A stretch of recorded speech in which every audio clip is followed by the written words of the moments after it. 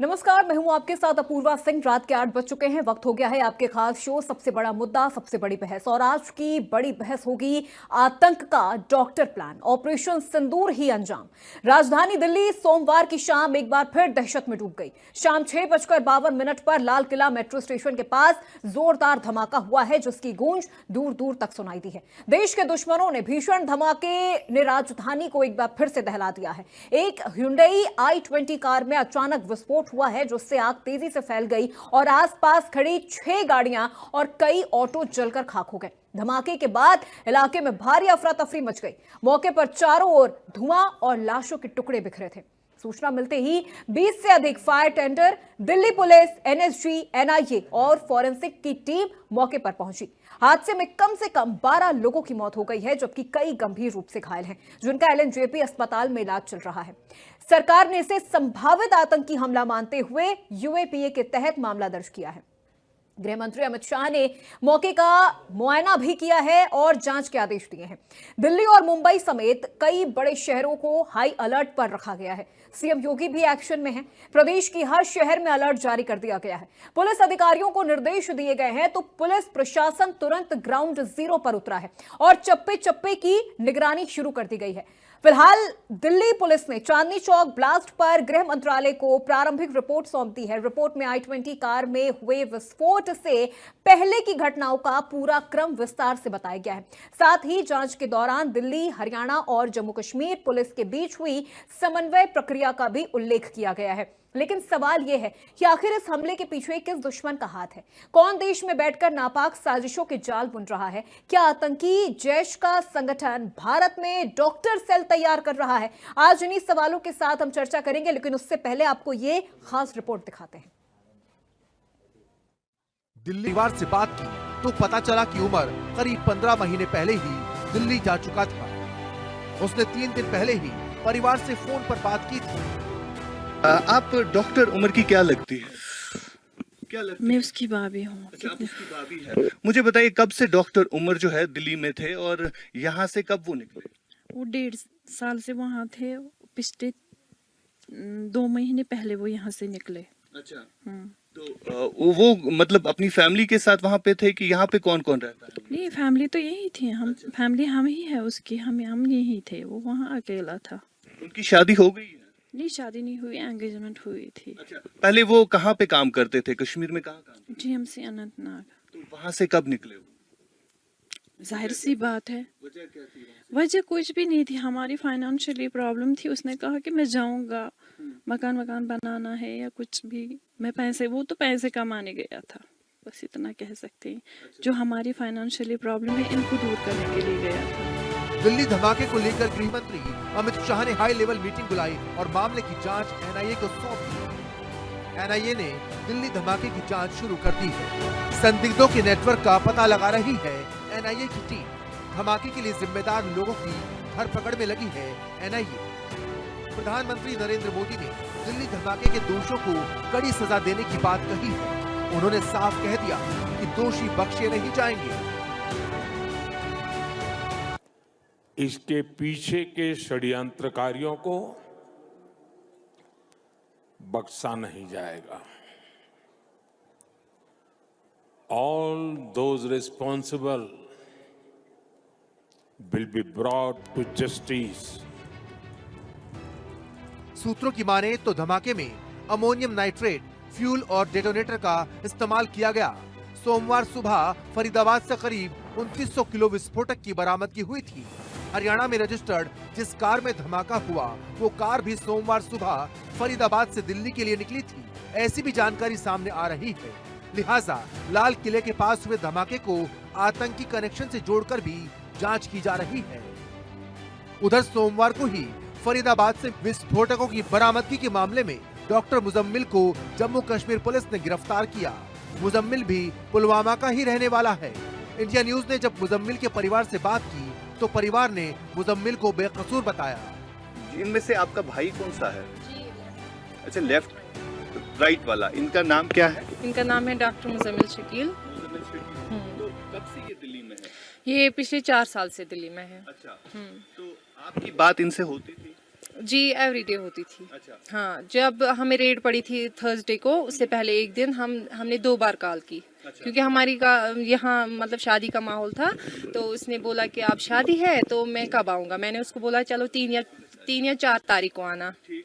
फिर उसने बोला चलो ठीक है। फिर हमारा जो यहाँ बड़ा भाई का बेटा है, हमने उससे बात करवाई। हम मतलब उस दिन हम सब बात कर रहे थे उसके साथ। फिर जब नेक्स्ट डे उसने बोला कि आप जाओ श्रीनगर, आप लाओ चीज़ें जो भी लानी है, मैं डालूंगा आपको पैसे। फिर मैं गई थी श्रीनगर। मैंने जब श्रीनगर से कांटेक्ट करने की कोशिश की तो वहाँ पे कॉल नहीं हो रही थी। 2900 किलो विस्फोटक के मामले में गिरफ्तार 3 डॉक्टर्स का संबंध फरीदाबाद की अल फलाह यूनिवर्सिटी से मिला है। पुलिस ने अल फलाह यूनिवर्सिटी की घेराबंदी कर दी है और यूनिवर्सिटी के बाहर भारी संख्या में फरीदाबाद पुलिस तैनात है। जांच में सामने आया कि धमाके को अंजाम देने वाला डॉक्टर उमर भी यही पढ़ाता था। दिल्ली में हुए ब्लास्ट के बाद में और फरीदाबाद के गांव फतेहपुर तगा में कल मिली विस्फोटक सामग्री के बाद में फरीदाबाद पुलिस की तरफ से बड़ा सर्च ऑपरेशन शुरू कर दिया गया है।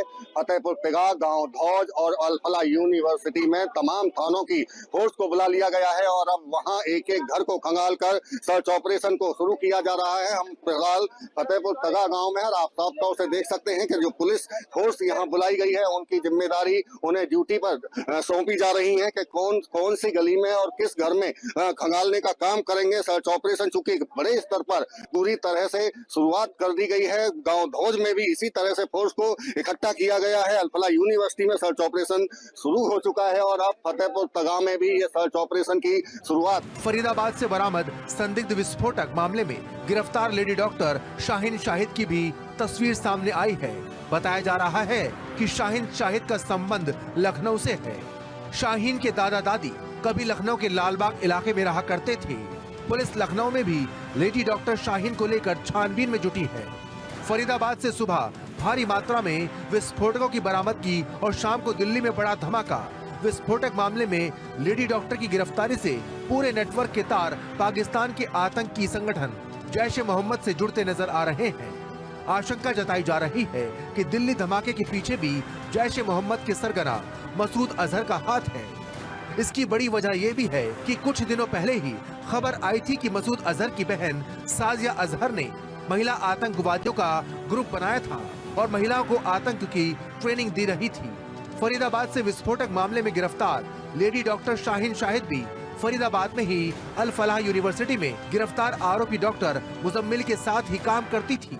आशंका ये भी जताई जा रही है कि डॉक्टर शाहीन भारत में जैश की महिला विंग की कमांडर हो सकती है। Bureau report, India news. तो सबसे बड़ा मुद्दा, सबसे बड़ी बहस आज यही होगी कि एक बार फिर से दिल्ली को दहलाने की जो ये साजिश है, क्या ये पहले से प्लान थी या फिर ये किसी बौखलाहट या फिर किसी हड़बड़ाहट में की गई इस साजिश को अंजाम दिया गया है। कई वीडियोस यहां पर सामने आए हैं। ये दिल्ली का बेहद सेंसिटिव इलाका है लाल किला, क्योंकि यहां पर लाल किला है जो कि जहां से हर वर्ष जो प्रधानमंत्री हैं वो ध्वजारोहण करते हैं 15 अगस्त, 26 जनवरी, खास मौकों पर। इसके अलावा इसे देश का मस्तिष्क भी कहा जाता है, जिस लाल किले को, जो कि हमारे देश की एक अमूल्य विरासत है, उस जगह पर यह धमाका होता है। तो दिल्ली से लेकर उत्तर प्रदेश से लेकर हरियाणा तक हाई अलर्ट पर इन तमाम जिलों को रखा गया है। खासतौर पर अगर हम बात यहां पर दिल्ली की करें तो दिल्ली का ये जो इलाका है बेहद सेंसिटिव इलाका है, लेकिन उसके बावजूद यहां पर अगर इस तरह की ये हरकत, ये हिमाकत अगर आतंकियों ने यहां पर की है तो इसके पीछे की वजह क्या है?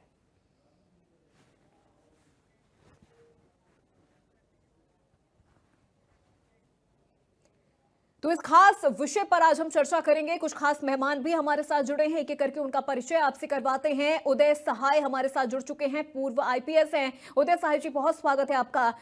रिटायर्ड मेजर विराट हमारे साथ जुड़ चुके हैं डिफेंस एक्सपर्ट के तौर पर। विराट जी, बहुत स्वागत है आपका। ज्ञान प्रकाश चतुर्वेदी हमारे साथ जुड़ चुके हैं, पूर्व आईपीएस हैं। ज्ञान प्रकाश जी, बहुत स्वागत है आपका। और हमारी सहयोगी वर्षा शाही लखनऊ से हमारे साथ जुड़ गई हैं। वर्षा, सबसे पहले तो मैं आपसे यहाँ पर सवाल लेना चाहूंगी, क्योंकि दिल्ली में ये जो ब्लास्ट हुआ है उसकी गूंज उत्तर प्रदेश तक सुनाई दे रही है। राजधानी लखनऊ के आरएसएस मुख्यालय को भी टारगेट किया गया था, ऐसी जानकारी हमें मिल रही थी। क्या कुछ इंतजाम सुरक्षा के इस वक्त वहां पर किए गए हैं और किस तरह से जो सेंसिटिव जोन है, वहां पर किस तरह की हलचल आपको नजर आ रही है?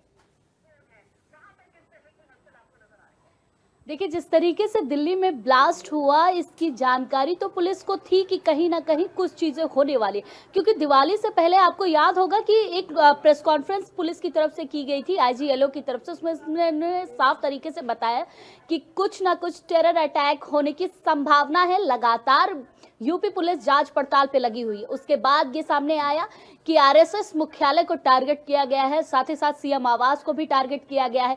जब पूरी तरीके से यूपी पुलिस और एटीएस जब जांच पड़ताल में लगी तो फरीदाबाद में आरडीएक्स पकड़ा गया। उसके बाद जिस तरीके से जांच पड़ताल की गई, ये कहा जा रहा है कि आनन फानन में इस तरीके का ब्लास्ट हुआ, जिसमें कहीं ना कहीं इस तरीके से लोग जो मिले, जिसमें बड़ा सर्च ऑपरेशन राजधानी लखनऊ में भी रहा और जिस तरीके से पूरे यूपी को हाई अलर्ट मोड पर रखा गया है, उसमें सभी मंदिर और वो प्रमुख इलाके इस समय हाई अलर्ट मोड पर है, जिन पर यह बताया जा रहा है कि अटैक की संभावना पहले से मानी जा रही है। लेकिन सोचिए कि नाम कनेक्शन कहां से जुड़ा।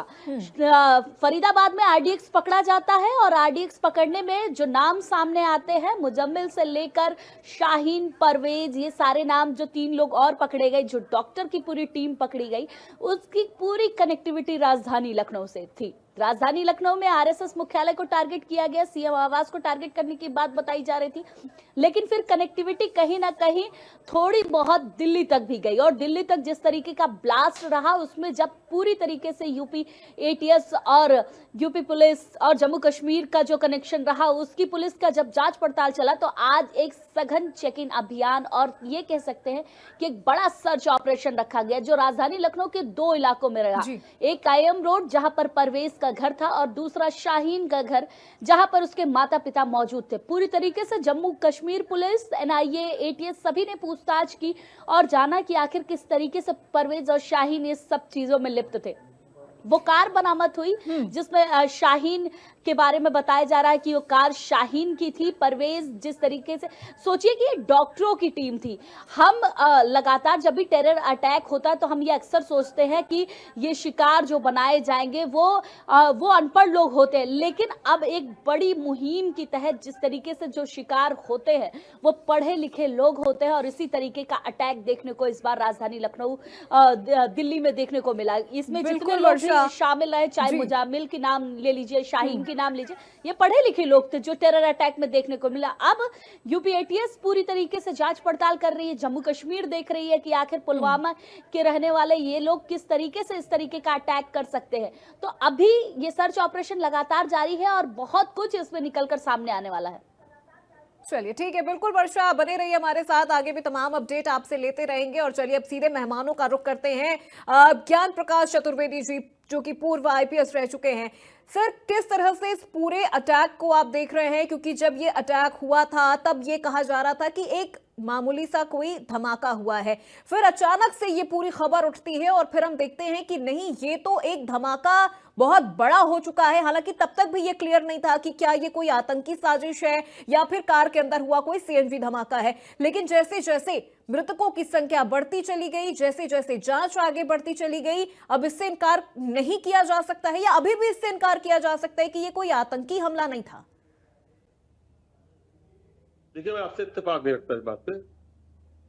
जनता जो है ना सब जानती है। पहले ही चांदनी चौक की जनता तुरंत जान गई कि ये आतंकी हमला है। बाद में मीडिया को पता चला कि आतंकी हमला है और बाकी एजेंसीज को पता चला। जनता सब जानती है, जनता जानता को सारी जानकारी होती है, उनके अपने स्रोत होते हैं। दूसरा, उनका सिक्स्थ सेंस बहुत मजबूत होता है। वो बिल्कुल खुली हुई बातें करते हैं, दबे रहते हैं लेकिन खुल के बताते हैं कि हाँ ये हुआ है। ये ब्लास्ट जो हुआ था ना, ये प्लान्ड। उधर पकड़ा गया तो उनके आकाओं ने पूछा कि सब तो पकड़ गया, कुछ तो करो, कुछ तो करो। ये कुछ तो कर दिया उन लोगों ने। तो इस ऑपरेशन को डॉक्टरों ने किया। आपको एक बात बता दूं, इस बार जो बाहर आका बैठे हुए उन्होंने ग्रे हाउंड्स को अपनी ओर जोड़ने की कोशिश की। इसमें डॉक्टर है, अभी तो ना, अगली बार इंजीनियर मिलेंगे, उसके बाद वकील मिलेंगे, बड़े बड़े उद्योगपति मिलेंगे, कुछ अधिकारी मिलेंगे, कुछ पुलिस वाले मिलेंगे, कुछ आईएएस मिलेंगे। उन्होंने वहां अटैक किया। अटैक करने का उनका तरीका बड़ा गजब का है। अगर आप इसकी बहुत गहराई से जांच करेंगे तो आप दंग रह जाएंगे। वो टारगेट करते हैं ऐसे लोगों को, पहले तो मोबिलाइज करते हैं, टूर कराते हैं, इनके बच्चों को नौकरी दिलाते हैं। पता करा जाए ना कि इनके बच्चे कहाँ नौकरी कर रहे हैं, किस जगह नौकरी कर रहे हैं, किसने नौकरी दिलाई, ये पता करने वाली बात है। बहुत बड़े वकीलों का जो एक तरीके से मैं एक गैंग जो इनके लिए काम कर रहा होता है, जो इंजीनियर्स हैं, जो डॉक्टर्स हैं, आप ये दावे से नहीं कह सकते। धर्म और धन की लड़ाई है आज। धर्म से उनको मोटिवेट कर दिया गया और धन का लालच दे दिया गया। तो धर्म और धन की लड़ाई में आप समझ रहे हैं क्या? टारगेट कौन है? हिंदुस्तान। क्यों? चौथी आर्थिक शक्ति है। कौन कर रहा है? जो आर्थिक रूप से मजबूत है, जिनके देश की सारी इंडस्ट्री हमारे हिंदुस्तान में लगाए जाने की प्लानिंग हो रही है। एप्पल यहाँ पे आ रहा है, माइक्रोसॉफ्ट यहाँ पे आ रहा है। कौन चाहता है ऐसा? क्यों चाहेगा चाइना कि भारत एक आर्थिक शक्ति बनकर उभर जाए? डिस्टर्ब कर दो। डिस्टर्ब कौन करेगा? केवल एक देश, पाकिस्तान। उसके पास है हैंड्स। हिंदुस्तान को डिस्टर्ब करने के लिए चाइना नहीं करेगा। अमेरिका सीधे अटैक नहीं करने जा रहा है। उसके पास खुद ही एक खिलौने इन खिलौनों के मार्फत कर रहा है। ये बहुत सोची समझी राजनीति है, बहुत सोची समझी रणनीति है। इस पर ध्यान देने की बात है। बिल्कुल बिल्कुल चतुर्वेदी जी, चूंकि ये बहुत सोची समझी रणनीति। हमारे साथ रिटायर्ड मेजर मोहम्मद अली शाह भी जुड़ चुके हैं डिफेंस एक्सपर्ट के तौर पर। मेजर साहब, बहुत स्वागत है आपका। सवाल अब आपसे ही मैं यहाँ पर लेती हूँ, चूंकि अभी तक हमने जितने भी टेरर अटैक देखे हैं या जितने भी टेररिस्ट पकड़े गए हैं, हमने हमेशा देखा है कि उनकी एक अलग लड़ाई होती है। कोई किसी के साथ पैसों की तंगी होती है, किसी के साथ कोई मजबूरी होती है, या फिर कोई अपना ब्रेन वॉश करवा के यहां पर पहुंच जाता है। लेकिन अभी जो हमने ये अटैक देखा है, पहले तो इसे आप क्या वाकई टेरर अटैक मान रहे हैं, या अब भी इसको लेकर किसी तरह का कोई संशय बरकरार है? ये भी आप क्लियर करिएगा। दूसरी चीज, ये डॉक्टर्स थे, आम लोगों के बीच ये रह रहे थे, हम जैसे लोगों के बीच में ये रह रहे थे, इलाज भी कर रहे थे, सबके साथ बड़ा अच्छा इनका संबंध भी था, और फिर इस तरह की वारदात को ये अंजाम देते हैं। जी अपूर्वा जी, आपका बड़ा अच्छा सवाल है। देखिए, ये हर किसी को ताजुब हुआ, शॉक हो गए सुन के कि भाई पढ़े लिखे डॉक्टर थे, मरीज भी देख रहे थे जी, लोगों से अच्छे संबंध थे, रह रहे थे हमारे बीच, सब कुछ सही था। बहुत हैरानी, दिल दिलाने वाली बात है कि डॉक्टर, व्हाइट कॉलर के लोग ऐसी घटना में इन्वॉल्व रहे हैं। हमने पहले देखा कि भाई चलो ठीक है, कोई पंचर वाला होएगा, कोई पोनी वाला होगा वहां पर, उस टाइप की लेबर क्लास जो आर्थिक रूप से मजबूत नहीं है। लेकिन यहाँ पर तो बहुत हैरानी हुई देखकर। और बिल्कुल इसमें देखिए, इसमें ये शर्मनाक बात है, और इतना कायराना हमला, इसको 100% कल जब NIA जब उतरी थी, जब एनर्जी कमांडो उतरे थे, उसी टाइम पे मैंने कह दिया था कि भाई देखिए, NIA और एनर्जी एक CNG ब्लास्ट पे, एक्सीडेंट पे नहीं उतरते। द वेरी फैक्ट कि एनर्जी कमांडोज और NIA उतरे हैं तो बहुत गंभीर बात है। और इसको मैं शुरुआत से ही कह रहा था कि हो सकता है, जब शुरुआत में खबर आई थी, हो सकता है जब हमें ये था भ्रम के हो सकता है कि ये कोई एक्सीडेंट हो जी। लेकिन मैं तभी कह दिया था कि इसको शक की दायरे से देखना चाहिए। It's better to be safe than to be sorry। और उसके बाद जब NIA एनर्जी ने वक्त नहीं लगाया, फटाफट एनर्जी कार्रवाई करने लगी और ऐसी घटना को अंजाम दिया। आप सोचिए, एक आम इंसान डॉक्टर के पास गया, दवाई नहीं, और वापस आया, इलाज भी हो रहा था। अब वही डॉक्टर को जब वो टीवी स्क्रीन पे देखेगा कि ये टेररिस्ट था, उस मरीज पे क्या गुजरी होगी। तो सबसे पहले तो मैं अफसोस प्रकट करता हूं जितने भी जाने गए हैं, उनके घर वालों को, उनके परिवार वालों को। बहुत दुखद बात है ये। और बिल्कुल इसमें देखिए, इसमें हमको सतर्क रहना पड़ेगा। एक तो केवल अगर हम पुलिस, रक्षा एजेंसी या फौज पे निर्भर रहें काफी नहीं है। हमें अपने आप भी, अगर किसी पे शक होता है तो फटाफट रिपोर्ट करें बिना देरी के, और टेक्नोलॉजी का इस्तेमाल करें। Technology, artificial intelligence, drones, CCTV cameras, ये सिक्योरिटी की अहम चीजें हैं जो अहम रोल प्ले करती हैं। ओटोमन एडमिरल हेरेडवेन बारबोरा, उन्होंने किंग सोलोमन, एम्परर सोलोमन को समझाया था कि जो समुद्र पे राज करता है वो धरती पे राज करेगा। फिर बाद में आसमान पे आए लोग, जो आसमान पे राज करता है वो दुनिया पर बिल्कुल बिल्कुल और मेजर डेटा पे साहब राज करता है, जो जी टेक्नोलॉजी पे राज करता है, वो दुनिया पे राज करेगा। बिल्कुल बिल्कुल मेजर साहब, मैं लौटूंगी आपके पास। उदय सहाय जी से एक सवाल है यहाँ पर मेरा सर। अब जरूरी है कि टेक्नोलॉजी जी के जी जरिए ठीक है मेजर साहब, मैं लौटूंगी आपके पास। एक सवाल यहाँ पर उदय साहे जी से है, पूर्व आईपीएस है। उदय साहे जी, इससे पहले भी हमने दिल्ली में इस तरह के टेरर अटैक देखे हैं, कई टेरर अटैक देखे हैं। क्या ये हमला जो हुआ है इतने सालों के बाद, ये हमारी सुरक्षा एजेंसियों के लिए एक वेकअप कॉल के तौर पर आप इसे देख रहे हैं? जी, दिल्ली तो एक एपिसेंटर हमेशा से रहा है टेररिस्ट अटैक का, ये कोई नई बात नहीं है। इसमें दो चीजें हैं जो बिल्कुल इमीडिएट अटेंशन ड्रॉ करती हैं, केवल पुलिस की नहीं, तमाम सुरक्षा एजेंसीज की, सरकार की और जनता की भी। नंबर 1, ये अभी तक की मान्यता थी कि जो कम पढ़े लिखे लोग या अनपढ़ लोग हैं वो अपने छोटी ज़रूरतों के लालच में और धर्म के चाशनी के कारण इसमें घुसते हैं और इस तरह की चीज़ों को अंजाम देते हैं, क्योंकि उनका पैटर्नेज, उनकी तारे दूर से बंधी होती है जी। लेकिन ये पहली बार है कि इसमें जिसको व्हाइट कॉलर ग्रुप इन्वॉल्वमेंट है वो आपके सामने आ रहा है। ऐसी बात नहीं है कि डॉक्टर्स के इन्वॉल्वमेंट की केसेस पास में नहीं आई है। मैं आपको याद दिलाना चाहूंगा कि अगर आप कर्नाटका के टेररिस्ट इंसिडेंट्स को देखें पिछले 10 साल के, ज्यादा पुराने जाने की जरूरत नहीं है, गुजरात के देखें तो आपको डॉक्टर्स का इन्वॉल्वमेंट मिल जाएगा। लेकिन यहाँ पर a group of doctors they got together to not only conceptualise but also इसको एक अंजाम देने का उन्होंने प्रयास किया। ये एक पैराडाइम शिफ्ट है मेरे ख्याल से कि कई माइंड्स मिलके पढ़े लिखे लोगों का एक अंजाम देने की कोशिश कर रहे हैं। नंबर 2, ये पहला इंसिडेंट है इंडिया में, मैं इसमें थोड़ा रिसर्च करके ये बात कह रहा हूँ, जहां वुमेन डॉक्टर का इन्वॉल्वमेंट सामने आया है। और अमूमन आप देखेंगे कि इवन लोकल पुलिसिंग में या फिर सिक्योरिटी एजेंसीज के बिहेवियर में they are little soft towards women and rightly सो।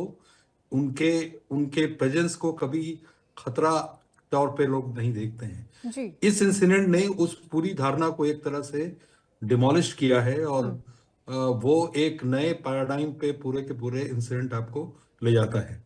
एक इकोसिस्टम है जिसको समझने की जरूरत है बहुत क्लियरली। ये केवल हम लास्ट माइल इंसिडेंट को ना देखें जो कि हुआ, वो बहुत दर्दनाक हुआ, वो एक ट्रेजिक हुआ। उनके परिवारों के बारे में संवेदनाएं, जितने शब्द आप कम कहें उतना भी कम है, जितना कहें उतना भी कम है। लेकिन इम्पॉर्टेंट चीज ये है कि जो इकोसिस्टम है उसका एक पिलर है आइडियोलॉजिकल बेस, और वो बेस की तारें जुड़ी हुई हैं उन आकाओं से जो अक्रॉस द बॉर्डर है। और पहले वो अक्रॉस द बॉर्डर केवल एक साइड थे, अब दोनों साइड हो गए। एक तरफ बांग्लादेश का साइड है, एक तरफ आपका वो साइड है, और उसमें जो मिक्सिंग और हैंडशेक चल रहा है, कहाँ से क्या दबाव आ रहा है, फंडिंग आ रही है, लॉजिस्टिक सपोर्ट आ रहा है, इतना आर्म्स का जखीरा आ रहा है, और ये अगर लोकल मटेरियल से भी ये बॉम्ब एक्सप्लोसिव बनाने की कोशिश कर रहे हैं बिल्कुल तो वो आइडियाज आ रहा है। बिल्कुल इस इकोसिस्टम को समग्रता में बिल्कुल देखने सर, की जरूरत है। इस इकोसिस्टम को लेकर बहुत सारे सवाल भी खड़े हो रहे हैं। मेजर विराट का मैं सीधे रुख करना चाहूंगी।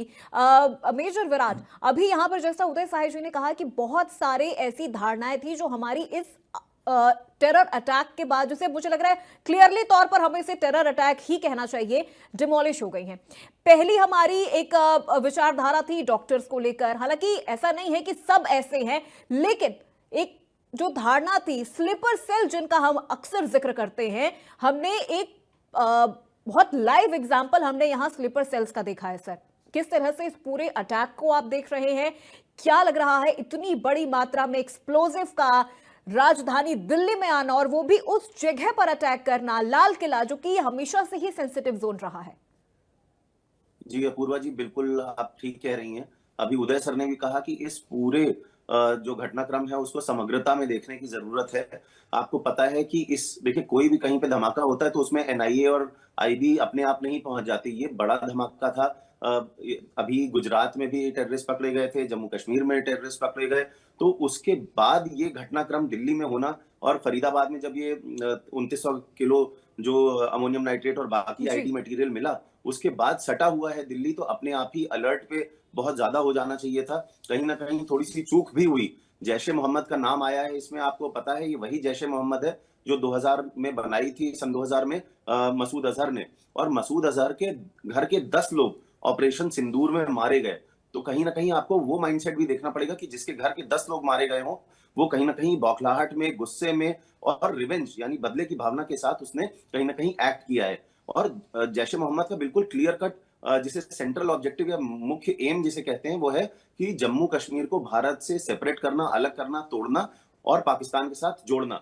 ऐसी स्थिति में जहां पे पाकिस्तान का clear cut intention bleeding India with 1000 cuts है कि भारत को ऐसी छोटी छोटी चोटें लगातार देते रहो जिससे उनका फाइनेंशियल कैपिटल चाहे मुंबई हो या चाहे पॉलिटिकल कैपिटल दिल्ली हो, ये डिस्टेबलाइज रहे, ऐसी कोशिश की गई थी। आपको ये देखना पड़ेगा अपूर्वा जी कि ये जो एफर्ट था इसमें अभी तक गरीब गुरबे परेशान लोग जुड़ते थे। पहली बार ऐसा हुआ है कि व्हाइट कॉलर यानी कि पढ़े लिखे इंटेलिजेंट लोगों ने उससे जुड़ाव महसूस किया, और ये लोग वो हैं जो टेक्नोलॉजी भी यूज कर सकते हैं। मेजर मोहम्मद अली शाह सर ने अभी बताया भी कि टेक्नोलॉजी वो चीज है जो आपको इससे जोड़ती है और कठिन कर देती है सिक्योरिटी एजेंसीज को इनको पकड़ने में। अब यहाँ पे महिला भी शामिल हो गई है, एक डॉक्टर महिला जो कि जमातुल मोमिनात करके इनका जो संगठन है, महिला विंग है जैश ए मोहम्मद की, वो उसमें भी उनका नाम आया है। तो कहीं ना कहीं ये अब एक बड़ा कॉन्ड्रम बन गया है, कठिन काम हो गया है सिक्योरिटी एजेंसीज के लिए पकड़ने भी। और जैसा कि अभी वो आईपीएस साहब ने भी बताया कि अभी डॉक्टर्स पकड़े गए, कल को इंजीनियर्स भी आएंगे। तो आपको ये देखना होगा कि अब ये हाईटेक होता जा रहा है गेम, हाईटेक वॉर की तरफ हम बढ़ रहे हैं। हाईटेक सब कन्वेंशनल वॉर है, ये डायरेक्ट लड़ाई नहीं है, कहीं ना कहीं छुप के पीछे से एक्सप्लोसिव्स के साथ, टेक्नोलॉजी के साथ आपके सीसीटीवीज बंद कर सकते हैं, आपकी रेलवे नेटवर्क ध्वस्त कर सकते हैं, आपके कम्युनिकेशन नेटवर्क्स को डाइवर्ट कर सकते हैं, परेशानी कर सकते हैं। दिल्ली में अभी आपने देखा कि जीपीएस स्पूफिंग हुई हवाई जहाजों के लिए, उनको पता नहीं चल रहा था कि हवाई जहाज कहाँ उड़ रहा है। इस तरीके की घटनाएं लगातार घट रही हैं और कहीं ना कहीं चाइना का हाथ है इसमें कोई वो इनको आगे बढ़ा रहा है, एनकरेज कर रहा है पाकिस्तान को भारत के खिलाफ एक्ट करने के लिए, क्योंकि भारत एक बड़ी शक्ति बनता जा रहा है। कहीं ना कहीं चाइना को इस बात का डर है और इसीलिए ये सारे घटनाएं हो रही हैं। जी अपूर्वा जी। बिल्कुल सर, मैं लौटूंगी आपके पास। ज्ञान प्रकाश चतुर्वेदी जी, चूंकि दिल्ली में इससे पहले भी हमने कई इस तरह की आतंकी घटनाएं देखी हैं, इस तरह के टेरर अटैक हमने देखे हैं। सवाल फिर वही घूम फिर के यहाँ पर आ जाता है कि क्या पहले कोई चूक हुई है? इस बार जो ये टेरर अटैक हुआ है, क्या ये कोई चूक हुई है, हड़बड़ाहट में की गई ये घटना है, या फिर प्री प्लान तरीके से है? क्योंकि हमने अक्सर देखा है कि जब कोई इस तरह से सुसाइड बॉम्बर होता है तो सर वो जो गाड़ी सामने आ रही है उसमें 3 लोग हैं, जो फुटेज सामने आया है उसमें 3 लोग नजर आ रहे हैं। तो अमूमन हमने यही देखा है कि जो सुसाइड बॉम्बर होते हैं वो या तो अकेला होता है या तो फिर वो किसी ऐसी जगह पे जाकर सुसाइड वो वहां पर करता है, विस्फोट करता है जो बहुत ज्यादा जहां पर गैदरिंग हो। हालांकि 3 लोग यहां पर नजर आ रहे हैं, बहुत सारे सवाल इसको लेकर भी हो रहे हैं कि क्या फरीदाबाद और यूपी में जो कार्रवाई ताबड़तोड़ हुई है उस घबराहट में ये इस पूरी वारदात को अंजाम दिया गया है? ये सारी बातें जितनी आपने बताई ना, सारी की सारी चीजें थोड़ी सी मैं रिलेट करते रहा हूँ। आपने सारी बात सही कही जी। हड़बड़ाहट में उठाया गया कदम बिल्कुल लग रहा है, हड़बड़ाहट में। प्री प्लानिंग तो बहुत जबरदस्त थी, इसमें कोई दो राय ही नहीं है।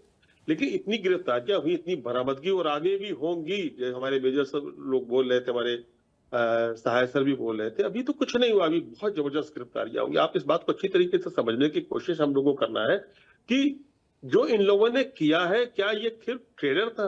फिल्म बाकी थी, बिल्कुल फिल्म बाकी थी, और फिल्म पर कैंची चल गई, रोक लग गई है।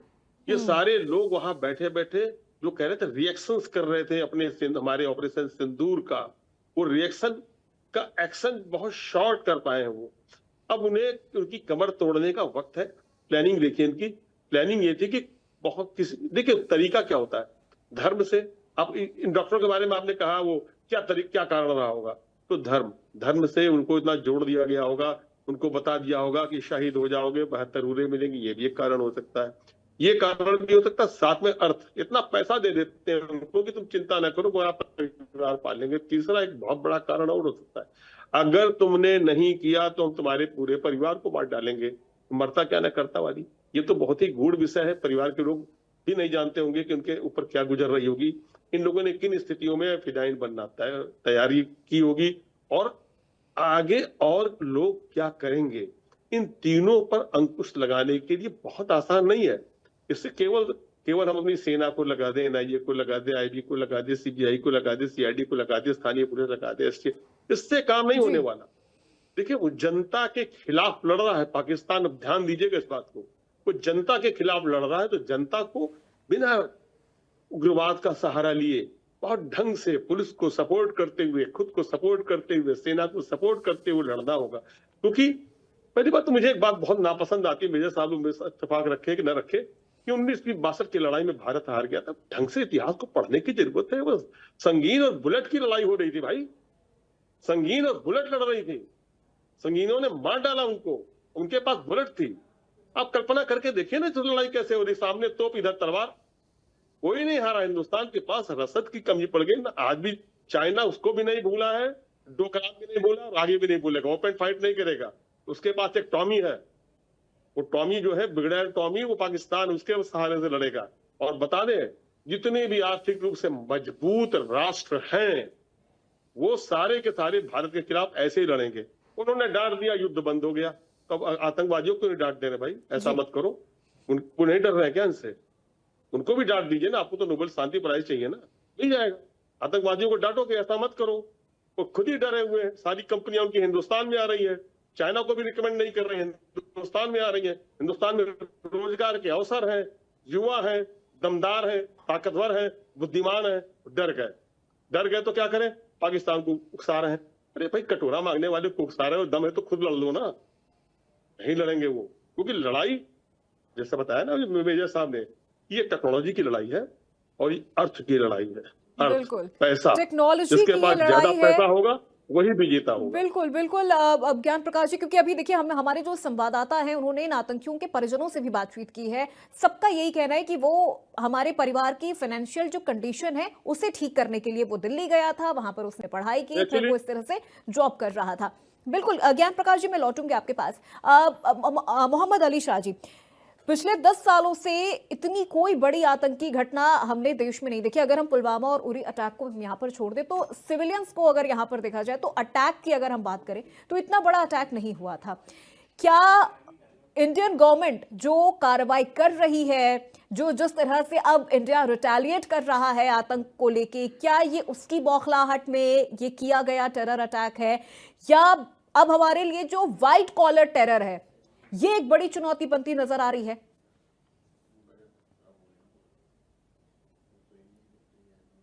जी अपूर्वा जी, बड़ा अच्छा सवाल किया है आपने। और मैं दावा देता हूँ सारे पैनलिस्ट की इन्होंने बड़ा ही अच्छा आकलन किया है।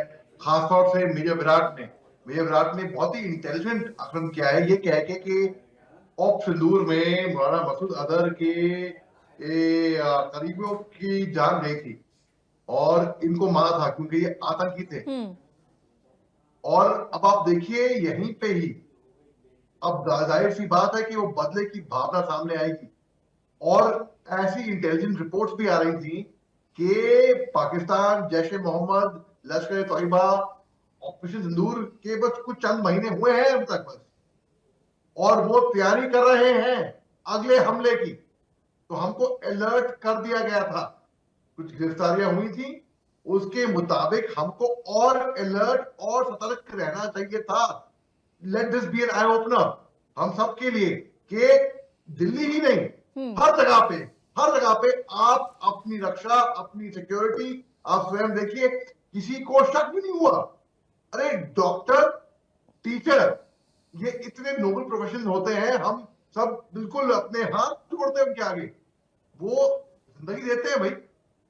आप अगर एक डॉक्टर इस हद तक गिर सकता है, जिस तरीके से उनको रेडिकलाइज किया जाता है, जो बकवास दिमाग में भरी जाती है ना, पता नहीं कितने हैं बेहतर हूरों की, और जन्नत में जाओगे, जहन्नम में जाएंगे, दोजख में जाएंगे और सड़ेंगे वहां पर।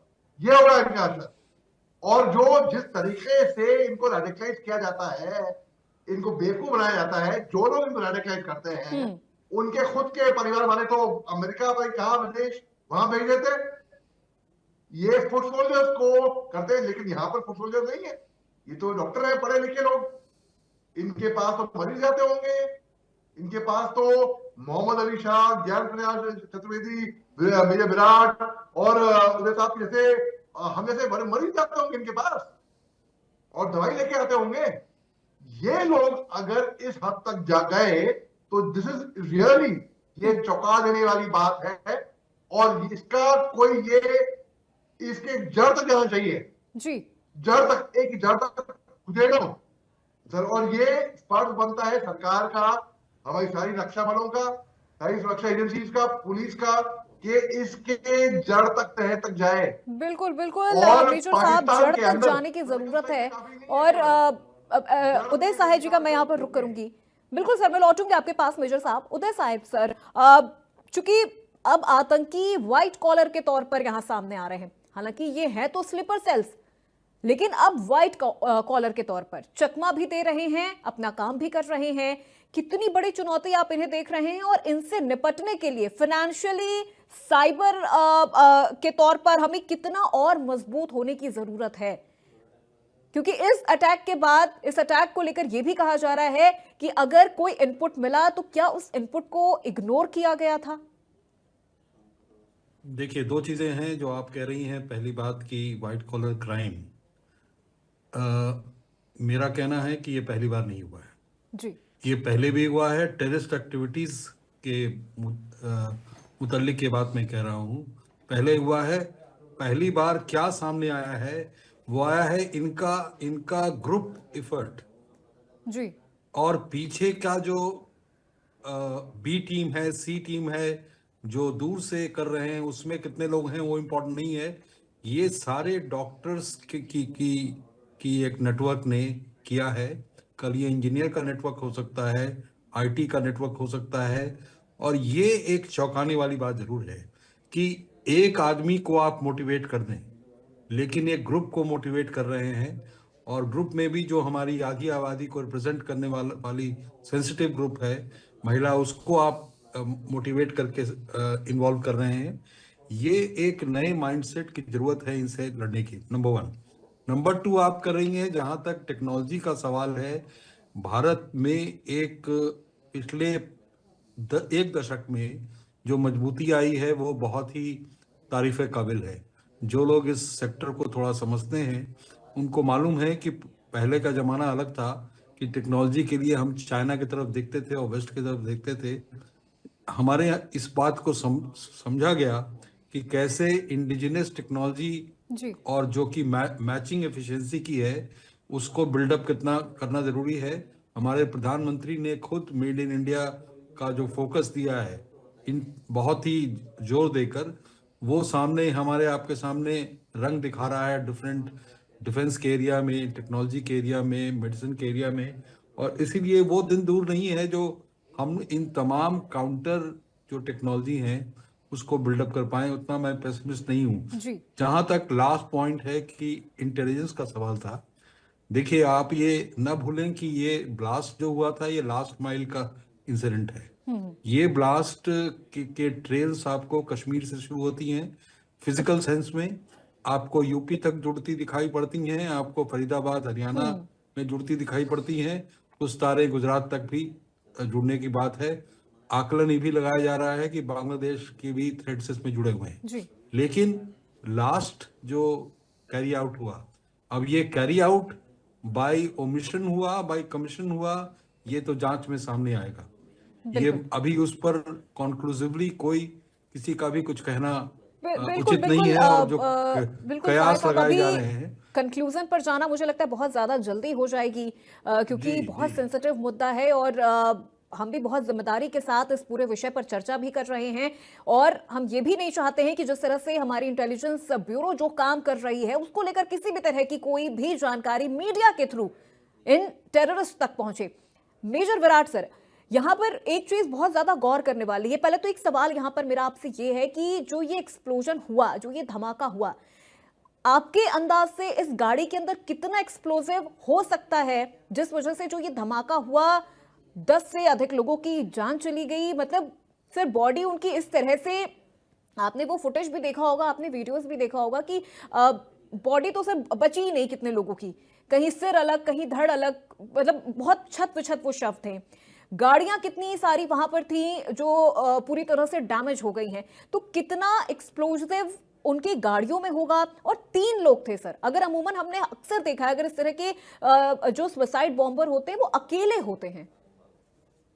जी अपूर्वा जी, देखिए एक बहुत ही रिस्पॉन्सिबल स्टेटमेंट दूंगा कि ना तो मैं एक्सपर्ट हूं और ना अभी इस तरीके की कोई बात आई है कि कितना एक्सप्लोसिव यूज हुआ या क्या चीज थी, क्या कंकॉक्शन था, क्या मिला था अमोनियम नाइट्रेट में, तो उस पे तो मैं कोई कमेंट अभी करने से बचूंगा। पर जो जरूरी बात वो ये है कि पाकिस्तान की तरफ से ये जो साइकोलॉजिकल ऑपरेशन था वो कहीं ना कहीं सफल हुआ। उन्होंने एक ब्लास्ट किया हमारे पॉलिटिकल नर्व सेंटर पे और लोगों की साइकी में कहीं ना कहीं, जो आम जनता है उसकी साइकी में दहशत आई, कहीं ना कहीं वो डर आया कि अरे भाई ये वापस से शुरू हो गया। 10-15 जी फिर से, और 10-15 साल से नहीं हुआ था। तो वो कहीं ना कहीं उस चीज में उनको कामयाबी मिली और भारत को इसको एड्रेस करना जरूरी है, सिक्योरिटी एजेंसीज को इसको एड्रेस करना जरूरी है कि वो हमारे दिमाग के साथ ना खेल पाए, पहली चीज। दूसरी चीज, जैसा कि अभी ज्ञान सर बोल रहे थे कि आपका धर्म और अर्थ का यानी कि पैसों का खेल है, ये सब तब बनता है जब आपका दिमाग स्टेबल हो, आपकी जो इमेज है, जो छवि है देश की, वो स्टेबल हो, तभी वहां पे और आर्थिक कंपनीज या और आर्थिक निवेश होगा। यहाँ पे इस तरीके के धमाके अगर रिपीट होते हैं तो वो आर्थिक निवेश हिट होता है कहीं ना कहीं। और आपको ये भी याद दिला दूं कि दिसंबर में अभी रूसी राष्ट्रपति व्लादिमीर पुतिन साहब की विजिट है। अगर सोचिए ये धमाका उनकी विजिट के समय होता तो ये और इंटरनेशनल प्रेस बैड प्रेस लेके आता, बुरी प्रेस लेके आता और खराब करता हमारे देश की इमेज को। तो हमें इन सब से बचने की सख्त जरूरत है, साइकोलॉजिकली भी और फिजिकली भी। फिजिकली जो सिक्योरिटी एजेंसीज हैं वो काम कर रही हैं, पर आप ये देखिए कि जो एजेंसीज जैसे आपकी सीएपीएफ हैं, सेंट्रल आर्म पुलिस फोर्सेज है, बीएसएफ है, सीआरपीएफ है, बहुत सारे लोग बॉर्डर पे खड़े हैं, उनको ये देखने की जरूरत है कि इंग्रेस ना हो पाए, आतंकवादी अंदर ना आ पाए फिजिकली। और दूसरी चीज है, आजकल ड्रोन्स का बहुत उपयोग हो रहा है, वहां से कहीं हथियार ना गिराए जाएं, एक्सप्लोसिव्स ना गिराए जाएं। ड्रग्स का कारोबार चल रहा है, ड्रोन्स आ रहे हैं कम पैसे में, वो हमारे देश के खिलाफ बड़ी लड़ाई लड़ रहे हैं बहुत ही कम पैसे में। तो उससे हमको लड़ने की जरूरत है, वो हमें उनके खिलाफ काम करने की जरूरत है। और कहीं ना कहीं जैसे हम लोग ने ऑपरेशन सिंदूर में लड़ाई उन तक ले गए, वैसे यहाँ पे भी डिफेंस की बजाय ऑफेंस की जरूरत पड़ेगी कहीं ना कहीं। उदय सर कुछ कहना चाह रहे हैं? जी बिल्कुल सर, मैं लौटूंगी आपके पास, लेकिन मेरी सहयोगी के पास भी कुछ जानकारी, एक बार उनका भी रुख कर लेते हैं। वर्षा, इस वक्त लखनऊ भी बहुत सेंसिटिव जोन के तौर पर देखा जा रहा है, किस तरह की जानकारी इस वक्त आपको मिल रही है? क्या व्यवस्थाएं इस वक्त लखनऊ में की गई है? सर्च ऑपरेशन किस तरह से चल रहा है? देखिए, क्योंकि यूपी की राजधानी लखनऊ है तो सबसे ज़्यादा अलर्ट मोड पर राजधानी लखनऊ को रखा गया है, क्योंकि इससे पहले भी जो ये टेरर अटैक हुआ है उससे पहले ही अलर्ट में राजधानी लखनऊ का नाम आ चुका था। तो उसको लेकर जब ब्लास्ट हुआ तो राजधानी लखनऊ के सभी इलाकों में सर्च ऑपरेशन लगातार जारी रखा गया। और अभी भी सबसे ज़्यादा सेंसिटिव इलाके जैसे पुरानी लखनऊ, जहाँ पर सबसे ज़्यादा सर्च ऑपरेशन लगातार किए जा रहे हैं, उसके अलावा बस स्टैंड, रेलवे स्टेशन इत्यादि सभी जगहों पर लगातार गश्त पुलिस कर रही है और देख रही है कि आखिर किसी तरीके की जो गतिविधि है वो तो नहीं की जा रही है। उसके साथ ही साथ क्योंकि आज राजधानी लखनऊ में 2 बड़े सर्च ऑपरेशन किए गए, जिसमें एटीएस ने पूरी तरीके से दोनों जगहों पर जांच पड़ताल की। एनआईए भी मौजूद थी, एनआईए के साथ साथ जम्मू कश्मीर पुलिस मौजूद थी। तो आज इन दोनों सर्च ऑपरेशन में एक चीज साफ निकल कर सामने आई कि जो जितने भी आतंकी इस संगठन के साथ जुड़े हुए दस्तावेज थे वो कहीं ना कहीं परवेज और शाहीन के घर से बरामद किए गए हैं। और उस दस्तावेज में बहुत सारे खुलासे होने वाले हैं, क्योंकि बताया जा रहा है शाहीन के जो पिता हैं वो परवेज जो उनका बेटा है उसके साथ भी कुछ समय रह भी चुका था। और जिस तरीके से दोनों बच्चे डॉक्टर थे उनके, एक ऐसा इलाका जो राजधानी के एकदम कॉर्नर साइड ये कह सकते हैं, लालबाग जैसा इलाका, वहां पर एक कॉर्नर साइड में इन लोगों का घर था, जहां पर जब पुलिस पहुंचती है, जांच पड़ताल होती है, तो ये पता चलता है कि ये वही घर है जहां पर शाहीन रहती थी। लेकिन शाहीन के बारे में साफ तरीके से कह दिया गया था कि शाहीन की शादी होने के बाद वो कभी यहाँ पर आई नहीं, लेकिन उसकी बातचीत लगातार होती रही है। मुजम्मिल जो उसका बॉयफ्रेंड था, जिससे वो लगातार कनेक्ट थी, जो डॉक्टर था उसके साथ में, उसके बारे में जब पूछताछ हुई तो उसके बारे में भी कुछ नहीं पता चल पाया कि आखिर कैसे ये मुजम्मिल से कनेक्ट थी, क्या क्या चीजें थी। क्योंकि माता पिता कहीं ना कहीं ये बात साफ तरीके से बता रहे थे कि उनका जो कनेक्शन है उनके बच्चों के बारे में, उनको ये नहीं पता था कि उनके बच्चे इस तरीके के काम को कर रहे हैं, इस तरीके से वो सारी चीजें चल रही है। तो अब यूपी पुलिस और एटीएस जिस तरीके से एनआईए के साथ जो सर्च ऑपरेशन किया, जो जांच पड़ताल हुई, उसमें भी बहुत सारे खुलासे होने वाले हैं। और अभी भी यूपी के जो पश्चिमी इलाके हैं उनको हाई अलर्ट मोड पर रखा गया है, जो दिल्ली से कनेक्टेड है, और साथ ही साथ पूर्वी के वो इलाके कनेक्टेड सबसे ज्यादा हाई अलर्ट बिल्कुल पे है। बिल्कुल जिसमें वर्षा, राम लौटूंगी मंदिर आपके से पास। लेकर- उदय साई जी कुछ कहना चाह रहे थे इस पूरे विषय को लेकर। उदय साई जी, आप जवाब भी दीजिएगा, साथ ही आप मुझे ये भी बताइएगा कि क्या यहाँ पर रेडिकलाइजेशन ऑफ इंटेलेक्ट भी देखने को मिल रहा है इस पूरे मामले में? और अगर हम अब उत्तर प्रदेश की बात करें तो उत्तर प्रदेश पर भी क्या इस तरह की कोई आफत आ सकती है, या कितना सेंसिटिव इस वक्त उत्तर प्रदेश को माना जाए?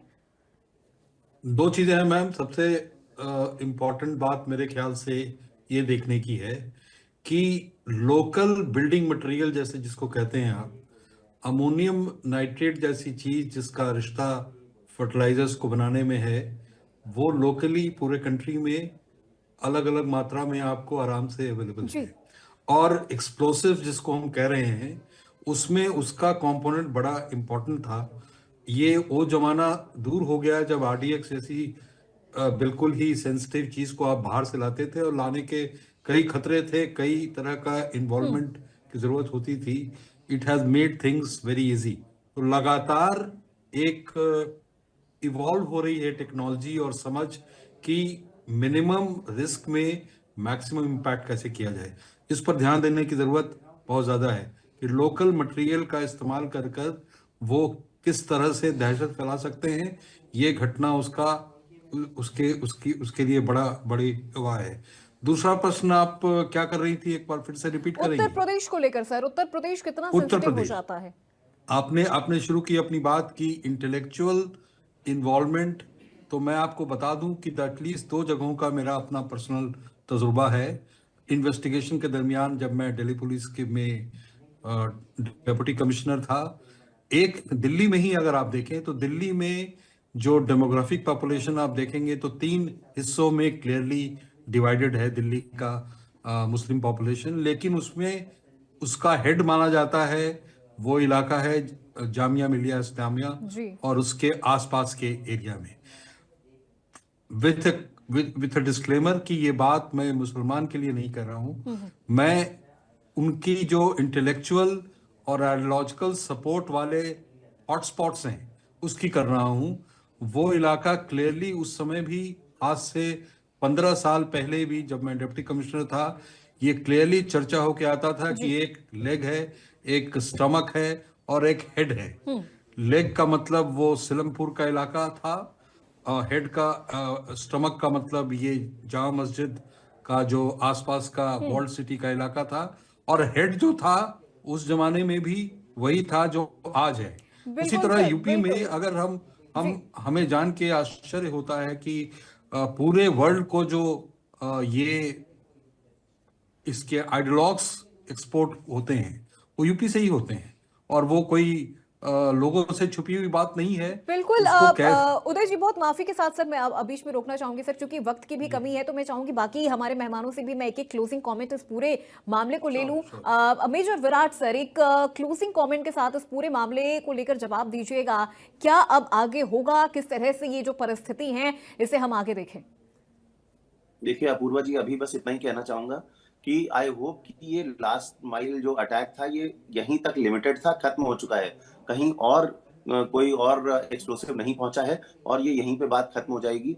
वरना अगर ये एस्केलेशन होता है और कहीं और ब्लास्ट होते हैं तो ऑपरेशन सिंदूर 2.0 फिर शुरू हो सकता है और बहुत जाने जाएंगी और बहुत ज्यादा वायलेंस होगा। इस बात में मुझे कोई डाउट नहीं है। भारत घुस के मारता है घर में, अब इसमें कोई मुझे संशय नहीं है। अगर ये बार बार होता है, भारत खुद पर हुए अटैक का जवाब भी बहुत तेजी से देता है और बहुत बेहतरीन तरीके से देता है। ज्ञान प्रकाश चतुर्वेदी जी, सर आपका क्लोजिंग कमेंट इस पूरे अटैक को लेकर? मैं यही कहूंगा कि पूरे हिंदुस्तान की पुलिस को सचेत, सजग और सावधान हो जाना चाहिए, खासतौर से इंटको और यूपी को खासतौर से, क्योंकि यहाँ बहुत कुछ है। यहाँ पर अयोध्या है, यहाँ पर मथुरा है, काशी है, यहाँ पर ताजमहल है, यहाँ पर देखा जाए तो अन्य धार्मिक स्थल है, प्रयागराज है, और साथ में एक बात और ध्यान रखें, यहाँ योगी जी भी हैं, इनकी सुरक्षा को भी बहुत बड़ा खतरा हो सकता है। ये सारे लोग बहुत सजग हो जाए, सावधान हो जाए, बिल्कुल कमर कस ले, कि एकदम किसी भी तरीके से उत्तर प्रदेश में पूरे भारत में कुछ न होने पाए। अगर ये तैयारी नहीं करेंगे, आक्रामक पुलिसिंग होनी चाहिए, बिल्कुल दिखाई पड़नी चाहिए। बिल्कुल सख्ती सर, के साथ, आक्रामक नम्रता के पुलिसिंग साथ। की बहुत ज्यादा जरूरत है। उत्तर प्रदेश बहुत ज्यादा सेंसिटिव राज्य के तौर पर माना जा रहा है क्योंकि कई धार्मिक स्थल हैं यहाँ पर, और सबसे जरूरी चीज मुख्यमंत्री योगी आदित्यनाथ हैं जो वैसे ही दुश्मनों की आंखों में खटकते रहते हैं। बहुत शुक्रिया सभी मेहमानों का हमारे साथ इस चर्चा में जुड़ने के लिए। तो देखिए, दिल्ली में जो ये धमाका हुआ है, गूंज उत्तर प्रदेश से हरियाणा तक सुनाई दे रही है, और उत्तर प्रदेश के संदर्भ में अगर बात करें तो बहुत ज्यादा उत्तर प्रदेश का ख्याल इस वक्त रखने की जरूरत है क्योंकि वाराणसी इससे पहले भी इस तरह के आतंकी हमलों का दंश झेल चुका है और भी कई जिले हैं जहां पर इस तरह के हमले हुए हैं। लेकिन वो चीज, उन तमाम चीजों की पुनरावृत्ति ना हो, इसको लेकर भी सजग रहने की बहुत जरूरत है। तो फिलहाल आज की इस चर्चा में मेरे साथ बस इतना ही। प्रदेश की तमाम खबरों के लिए आप देखते रहिए इंडिया न्यूज उत्तर प्रदेश उत्तराखंड।